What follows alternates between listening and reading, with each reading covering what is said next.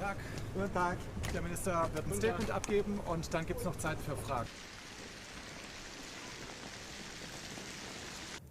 Das Bedauerliche, das habe ich gestern bereits gesagt, ist, dass die Trump-Administration ohne Not, wie ich finde, zwei wichtige Verhandlungsgegenstände vom Tisch genommen hat, nämlich zum einen die NATO-Mitgliedschaft der Ukraine und die Frage, wie territoriale Veränderungen in der Ukraine aussehen können. Ich finde, das war ungeschickt. Ich finde, das war ein Fehler.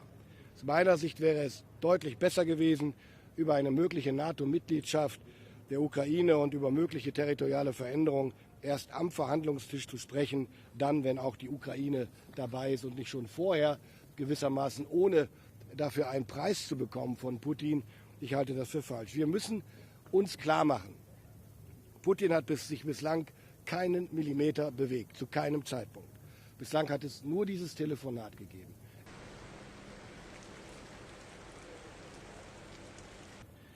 Dass die Trump-Administration einen schnellen Friedensvertrag zwischen Russland und der Ukraine wollen würde vorher, das war klar.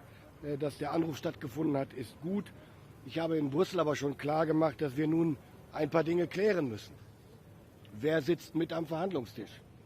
Wer sichert einen dann hoffentlich zustande kommenden Frieden ab? Und hier gibt es zumindest im ersten Punkt schon mal etwas Bewegung.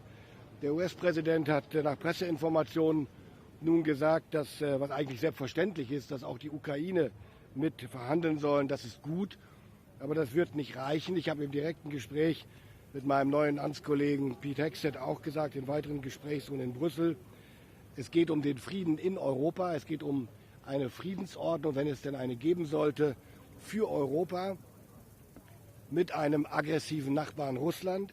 Es geht um unsere Nachbarschaft und deswegen müssen wir Europäer mitverhandeln. Und diese Frage ist natürlich in der Kürze der Zeit noch nicht geklärt worden.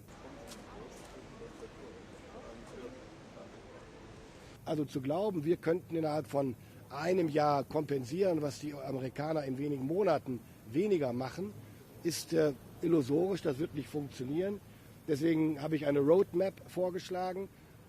Hegseth sieht das genauso und sieht auch die Notwendigkeit, genau wie die europäischen Alliierten.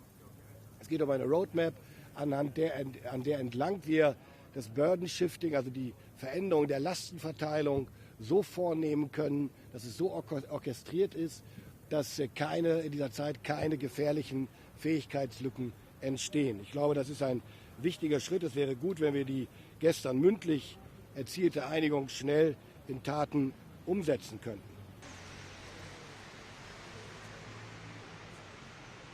Und es gibt zahlreiche Länder in der Europäischen Union, die infolge ihrer Staatsverschuldung Probleme haben, die Finanzierung sicherzustellen mit Blick auf die Maastricht-Kriterien. Deswegen bin ich sehr dafür, dass wir uns die Maastricht-Kriterien sehr kritisch angucken, um zu ermöglichen, dass alle NATO-Länder in der Europäischen Union auch entsprechend mehr Geld ausgeben können, ohne dann die Maastricht-Kriterien zu verletzen.